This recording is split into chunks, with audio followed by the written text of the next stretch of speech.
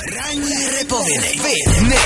Vajíčka jsou strašně drahý, od Zlína až do Prahy. Platíme za ně strašnej balík.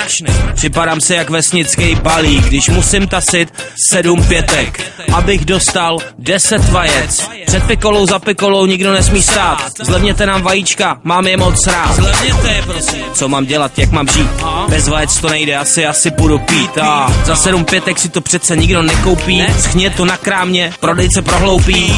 Vejce, asi pojedu navštívit strejce.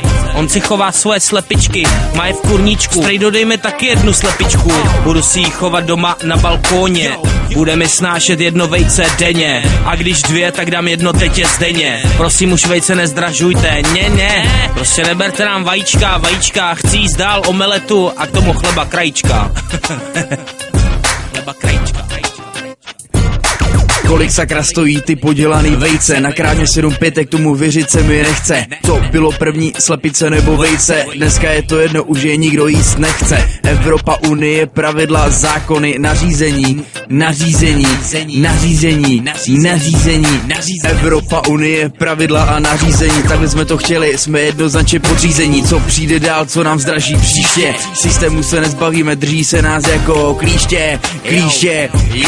Rada je jen jedna, i když věřit se ti nechce. Musíš prostě přestat žrát ty předražený vejce. Kazma a Bruno nežerou vejce předražený. Dáváme si po kavce, tam přirážka není.